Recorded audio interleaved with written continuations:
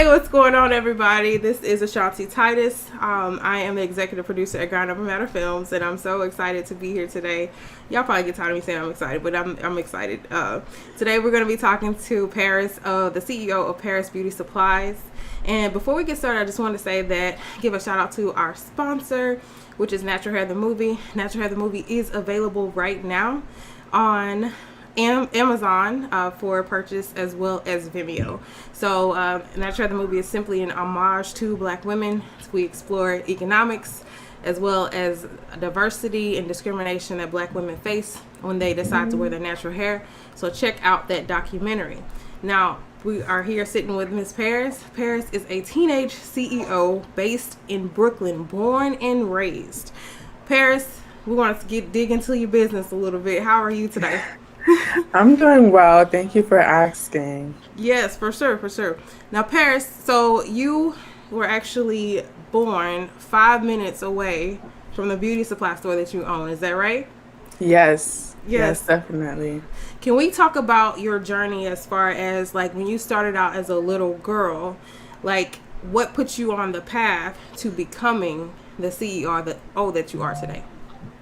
Well, growing up in my mom's salon was really what really like set the path in my life and what gave me the structure in cosmetology to even gain the knowledge and to want to open up the store.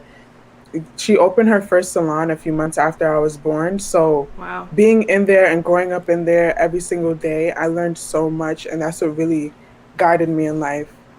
For sure. So your mom, her name is Seneca, right?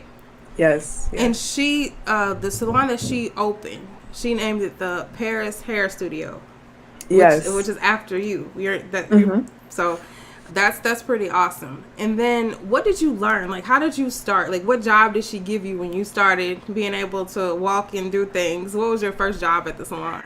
My first job in the salon was to clean the bottom of the salon chairs. Oh my So I would gosh. spray the Windex on the chairs and wipe them every morning before everyone came. And that was like my first official job. And I was so young. I was so young at the time. How old were you? I can't even remember. I was probably around like 5 or 6. Wow. Yeah, and she wanted me to grow up learning to work and not to be lazy. So from young, I've been helping her and I've been doing things for her in the salon. That's awesome. And then so that like 5 years old, so that started there. And then what was your next job after that? Then I started to shampoo hair for her. And I couldn't even blow dry hair at that time, but she made sure I was shampooing hair for her and things like that. And then I moved on into coloring and, just growing up in there. As I got older, my tasks progressed in the salon. Wow. And so like were you a teenager yet when you were shampooing hair? No, I wasn't even a teenager. I wasn't even a teenager yet. Not even a Wow. preteen. Wow. Oh my goodness. And so so you're accumulating this experience like before you're even 13 years old. And your mom, she also has a boutique called Paris Runway Boutique, right? Yeah. And she sells, can you talk about a little bit about that business? Yeah, my mom's boutique, it started off in her salon. So she used to sell clothes and jewelry and shoes in the back of her salon. Wow. And then a few years after doing that, she decided to open it up as a separate store. And when she opened that up, I also started working in there, Hmm. taking stock and just learning how to market products and how to be observant and learn customers as they walk in. So that definitely helped me in opening the store. Right. And did your mom, like, did you go on, like, different trips with her to get inventory? Like, and what Yes. did you learn from that? Well, while I was younger, my mom will go into the city and she'll go to the wholesale stores and she'll buy these clothes or buy the jewelry. And she even took me to like fashion shows at Jacob Javits Center and the different shows where the wholesalers will come out and they'll have the display. So I learned how to speak properly and how to speak business like when I was going to these events, and I'll have to communicate for her sometimes, or she'll leave me and walk to another booth, so I'll be at the show speaking to them and giving them information. So I learned that, and I learned like inventory and what sizes you're supposed to purchase when you're getting a store. Like, of course, you're going to want to buy more of the bigger sizes than a small. So yeah, I learned a lot. Wow. And that's Paris Runway Boutique, right? Yes. Okay, and about what age were you when you were at these shows and events dealing with wholesalers? I can't even remember an exact age, really. Like, I know my mom brought me to Manhattan since I was very young. As soon as she was able to carry me on the train herself, she carried me to Manhattan. But I started going to the shows a long time ago. I think I still have a post on my Instagram page from years ago, like 2014, 2015, of me Wow. at one. Okay. So that would take you back to like 10, right? Hmm. Yeah. Wow. All right. And so you start working, and then you guys do hair at the salon, but you also do nails too? And can you Yes. kind of talk about your career as far as doing nails? And then how Well, the beauty supply store came to be? so I started doing nails last year, September. And that was after I've been in the store, and that's after I started installing wigs and things of that sort. So I started nails last year, September, and while doing nails, I saved up a lot of money, and I was working long hours. Like, I'll come to work 10 o'clock in the morning. Sometimes I'll leave 2 in the morning. The latest I've left was 5 o'clock the next day in the Wow. morning. Wow. So I Yeah. worked very long hours, and everyone's always asking, like, well, didn't you get the tendency to spend? Yes, I spent a lot of money, but the way my mom grew me was, if you're spending, make sure you work 10 times harder to make that money back. So that's It's exactly what good. I did. That's exactly what I did. And then one day I was doing nails, and my mom came to me and was telling me that the previous owners of the beauty supply store were selling, and she asked me if I wanted to invest in it. And working so hard and saving that money, I was already prepared to just jump in. That's awesome. So you own the store free and clear, right? Like as far as like being able to go in and purchase like the fixtures, the shelves, the what is it, the products and all of that. So you were able to purchase that. That was Yes. what was that like? I mean, how did you feel like what was that process like for you purchasing, a business like that? It wasn't as unfamiliar as it might be for someone just coming in and opening their first store, Mhm. because I've run my mom businesses for so long. Especially now that I'm older, I did most of the work in them. So I kind of knew what I was doing, what I was getting myself into, but it was still overwhelming because, at a young age, and you see this business that you now own, and you see its impact on people around you, it's kind of overwhelming, and it's a lot to take in. But it wasn't too unfamiliar for me to, get too scared or shocked and walk away. Got you. So I mean, pretty much you can say, let's say, you started in a beauty industry at like 5, 6 years old. You're 16 now, so that's about 10 years of experience of working in a salon and a boutique, and now progressing to owning the store. So the previous owner of the salon of the beauty supply store, pretty much it was just like they wanted to change, and that opportunity came about. Yeah.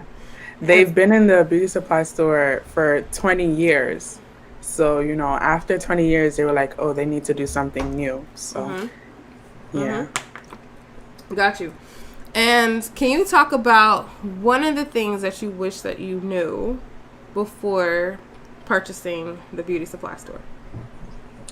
One of the things I wish I knew, I'm not exactly sure on what I wish I really knew. Like, I kind of was already knowledgeable in what I was getting into, but like, I wasn't prepared for the store to kind of take off on social media as much as it did. Even Okay. after I opened the store initially, I wasn't expecting any of it until after the grand opening, and it kind of went off and went viral. I wasn't expecting that. Like, that's something I would never have imagined in a million years. Yeah, and I saw that, and one of the producers he sent me the story, and I was like, oh my gosh, this is amazing because you don't hear stories of young people like when I say young, like under 20 years old, being a CEO of their own company and pretty much, you know, just making it happen like that. And like I was telling you before, this is a great interview due to the fact that a lot of parents, especially with my generation, we see like some of the cracks from where we were and some of the things we were missing. And so to kind of see that blueprint of grooming your child from an early age, don't be afraid to let them work. Don't be afraid to expose them to business, because there's no such thing, I believe, that's too young or too early. She had you in there at 5 years old. So you learn, you know what I mean? Like, so you were getting exposed to the business world like young, but you have like 10 years essentially of experience, because somebody at 20, they don't get that 10 years until they hit 30. So you're already ahead of the game, and you were making, can we talk, like, you were making a lot of money, like, on a weekly basis, more than some adults who have degrees, and we'll have to talk about how much money you made, but just know that we had a conversation yesterday, and she was making pretty much about what I was making as a job as an accountant, so on a weekly basis, without a degree. And that's absolutely amazing. Now, one of the things that we talked about was dealing with the competition in the beauty supply industry, as far as the stores and things like that. Can you kind of talk about, like, did you face opposition in relation to, like, the Asian market? Because some people were saying that they face a lot of difficulties breaking in, and becoming a beauty store supply owner. What has your experience been like? Well, so far we haven't gotten like any immediate backlash from the other Asian beauty supply stores in the neighborhood, but I know it's something a lot of other Black owners of beauty supply stores experience, and I know it's caused other stores to close, especially that story about the two young girls that opened their own beauty supply store. And because Asian manufacturers refused to sell to them, they had to close down, or because prices were raised on them, they had to close down. So I'm very aware of what's happening, but it hasn't immediately affected us. And I think that's probably due to the previous owners kind of helping us and leading us into the like reopening the store and being under different management, because now we have those previous invoices and we have the facts to show that you can't increase the prices on us, because we know what you used to charge, and you can't refuse business to us in this neighborhood, because I've seen you do it in the same exact location, For sure. But it's something that has affected a lot of other Black owned beauty supply stores, especially because this is a Asian dominated industry, Right. It's not something that we own, but it's something we frequent so much. Right. It's something that we're always in, and if you ask any Asian owner who's their main consumers, they're going to tell you that it's Black people. So because it's so Asian dominated, and just like how us Black people, we love to see other Black people win, and we love to push Blackness, and we love to push Black success, that's the same thing that happens in Asian culture. Those Korean owners are going to want to push other Korean owners to open up the stores, and they're going to want to help each other, especially because they're the manufacturers and they're the distributors in the store locations. Right. It's not only like they're just the ones owning the stores and they're getting it from someone else. They're doing both of that. So imagine how you can collaborate and how easy it is for them than for us. So it's already, like in many other things that we go through, it's already set up for us to lose. But that shouldn't discourage us, because another thing I've noticed, and we were speaking about it, is one of the manufacturers that's very nice to me, one of the most honest ones I've met. He told me like that we're one of the only businesses right now that if he asks us how business is going, we can say really well, And I want to also thank the Black community for helping me push my products and helping me gain the revenue for me to even be able to say, yes, I'm doing well. And and I was telling him the struggles that we might have opening up our own beauty supply stores, and how grateful I am that the business is doing well, because I know that it was set up for me to lose. And he said something about it not specifically being about race, but sometimes it's about the money, and that's something that they focus on a lot, is the money, not really the race. And then that brought me to the thoughts of, what if, because we're less dominated in the industry, they don't believe in us enough for us to sell these products, and they don't believe in us to sell us and to open accounts with us because they're not sure if we'll succeed. And that's probably why they automatically go straight to the Asians, because they know this is something that they do all the time. And if Mm-hmm. anything, one owner can get money from their cousin who's another owner. So what if they're so trusted into sticking with themselves? That's kind of why they're so hesitant to distribute stuff to us, and why they raise the prices to us, because they don't want to see us succeed. They don't believe in us. Got it. And you're saying like they don't believe because we're like I mean essentially new to the space. Because even though we've been customers, but like knowing the ins and outs of how a beauty supply store is ran, um, that's a very interesting perspective. That's a very interesting perspective.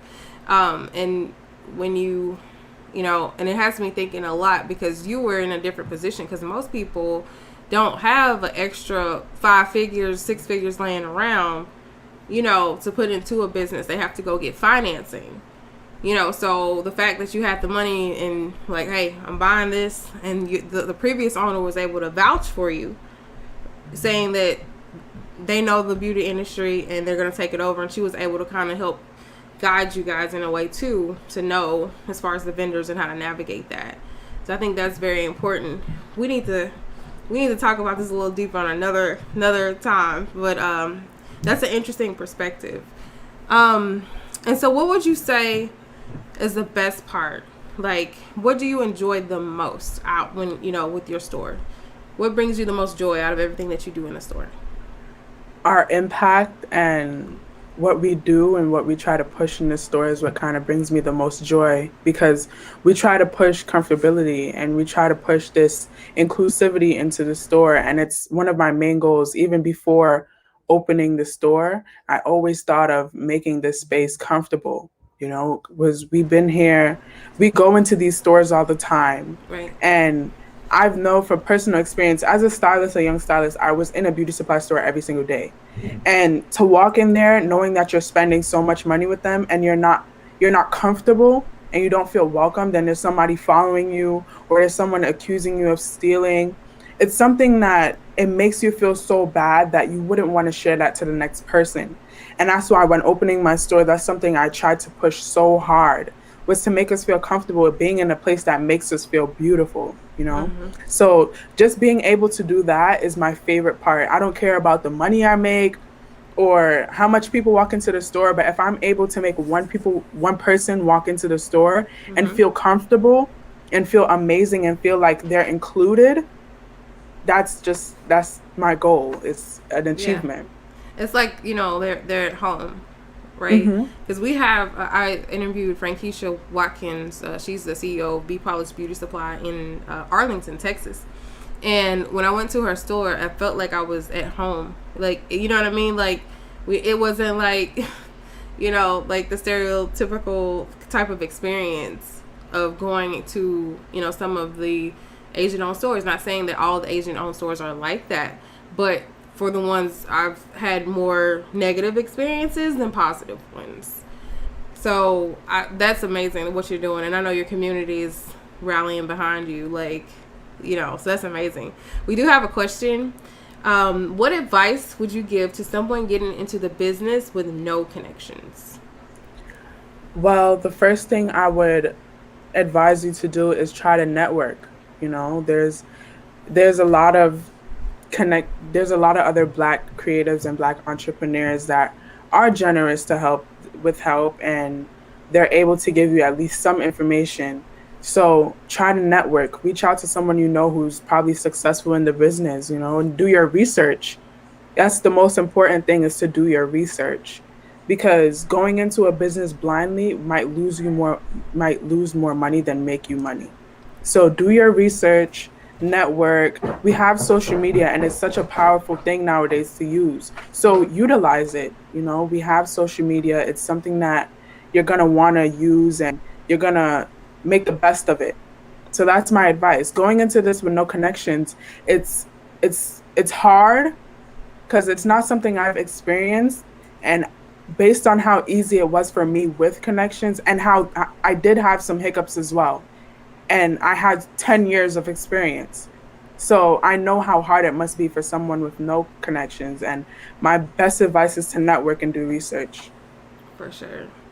So I want to hit, like, pretty much do some recaps of some things that stood out to me, so that people, like, if you're just watching this and you're live, we're live right now, but the main thing that I see from that contributed to your success was, number one, your mother, and then being able to, take the time, because, me and my husband, we have 4 kids and we have a fifth. It takes a lot of time and energy to sit aside and train your child, like going through the whole process in homeschool. But that is what is necessary if we want our children to be able to stand up on their own and not have to depend on a job or depend on someone else to take care of them. So number one, she was willing to teach you, willing to train you, and willing to push you out there, and I'm sure, like, for adults, it's uncomfortable talking to people in, industries you've never been a part of before. Number two, so putting that work ethic in you, and then telling you how important it is to save money, because when that opportunity came, you were able to pretty much, hey, here it is. We don't need a loan. We got it right here. That's the second thing. And then the third one is, like, because you're pretty much did a business acquisition deal. So having a person that's just not trying to sell you some crap that they want to get rid of, or something that's not profitable, because I've had that happen before, acquiring a business that wasn't even, like, being like early 20s, and then buying a business and then, like, figuring out that business isn't even, like, cash flowing properly or what have you. Having taken over something, acquiring a business that, you actually, the person that's selling it is actually kind of helping you to get set up properly. What else would you say? What you want to add anything to that? I'm not sure. Like, the main thing that you said was my mom, and that's something I say in almost every interview, because literally without her, I wouldn't be able to do it. She gave me the determination, she provided me with the knowledge, and she grew me up with these morals and goals in life, and without those, I wouldn't be able to work towards where I am now. For sure. This is absolutely, like, just phenomenal. All of us here, we are proud of you. I'm proud of you. Like, to see a young woman like yourself, and then you're graduating early, a year early, right? Yes. Yeah. And so you'll still be 16 though, right? Well, in June I'll be 17, because my birthday's in April, Mm-hmm. and in New York we graduate in June. So by then I'll be 17, but it's still a year early, and Yeah. I'm very excited. So yep, that's awesome. So you're gonna be graduating a year early, and then, I mean, pretty much you have some pretty cool goals, right? Did you want to share a little bit of your goals, like, after you graduate from high school? Yes, after I graduate high school, I'll be going to college. Right now I'm looking at Hampton. So Awesome. after that, I'll go to medical school, and for medical school, I'm looking towards Johns Hopkins. That's something Okay. I feel like I need to push Wow. towards. Yes. And after that, after I finish medical school, I'll be doing orthopedic pediatric surgery. Who did And that? pediatrics is something I've been interested in since I can say pediatrician, and it's been my passion in life. My mom can tell you, since I was a baby, I love going to the pediatrician. I always wanted to become one. It's really my passion in life, is to help others. And I feel like that's why I love doing beauty supply work so much, even though it's not something I grew up loving, and something I grew up wanting to do in life. I feel like that's why I love it so much, because I'm able to help others. For sure. Yeah, Now, that's definitely my passion. and another thing we didn't talk about, you have 2 employees, right? Yes, yes. So what is that like? And I mean, and for me, my first thought was, man, being 16 years old, you have 2 employees that are, like, older than you. Like, has there been any issue, like, at all, or how have they been? They've been amazing, actually. Like, to be able to come into a store and know that it still feels family oriented, although you're paying those two people for being there, it's amazing. And even though they're older than me, they don't make it feel uncomfortable. And I also try to push to not make it feel uncomfortable. I'm not going to sit there and try to make it seem like I'm this boss of you. But as long as we have a list of goals and we all can check them off at the end of the day, that's really the main point. You know, it's not, I don't have a power struggle. I don't try to act like I'm older than them. My main goal is to just get things done. That's With awesome. everything I do, I Hmm. always just try to get things done. So when things are done the way I need them to, then we can sit and we can chill. And you can be a whole bunch of years older than me. I'm not going to make you or myself feel uncomfortable. And For that's what I sure. love. Yeah, that's really awesome. And man, let's see. Hold on. And we have another question. How can we support your business from another state? Well, I have a website that is up, and it's the name of the store, parisbeautysupplies.com. With New, a Z? yes, with a Z. Yeah. New items are being added every day or every other day, so you can always check back. And if you see something there and it's not being added and you need it, you can just text me and I'll add it onto the website on the spot. And we have priority shipping, so after the processing time, you should get your package in 1 to 2 days. That is so amazing. Well, Paris, you're doing some just awesome and phenomenal things. I know your future is, I mean, you're not going to have any trouble paying for college at all. So, and whatever else that it is you decide to do. Big shout out to your mom, Seneca, and your brother, O'Shane, because he helps with in the store too, right? Yes, of Yeah. course. Yeah, so guys, this is an example of pouring into your children and pouring into our community, and we definitely need more stories like this, and that's what I'm here for, to highlight these amazing people that we have, that are often, we don't hear their stories or they're overlooked, but this could not be overlooked. So thank you so much, Paris, for sitting down with us today, sharing your story, and then also, helping us to learn another aspect of business as well. So you all, thank you so much for tuning in. We'll be back next week with another amazing young person. You guys stay beautiful and stay great until next time. And follow Paris at Paris Beauty Supplies. And she has updates on the new items in her store. And hold on, we have another question. Do you mind another question?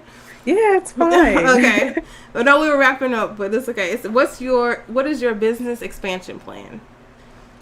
Well, this is a great question because I don't get asked this often and I do a lot of interviews. So, my brother is someone I also look up to in life. He's 28 years old, so he's always been like a mentor for me. And one thing we've discussed is probably opening another store and a bigger store in probably like the next year or two. And by then, I hope to work to make this the original store self-sufficient There enough you go. so I can be able to and open up another store and not have to worry so heavily on the first store that I opened. And that's another thing that kind of gets in the way of success for some entrepreneurs is they move on too quickly without stabilizing their first plan. Mm-hmm. So you guys plan on opening another? So is it gonna be like Paris Beauty Supplies, like just in another location? Yeah. Yeah, that is pretty awesome. So, all right, I think that's it. But that was a good question. That's amazing. So, we look forward to seeing what else you have in store, and we'll have to bring you back for an update after you graduate to see, where you are and all that good stuff. So, I know that your future is bright, and we thank you for being of service to the community. And yeah, until next time, y'all stay beautiful and stay great. And this is Ashanti Titus signing off. Bye.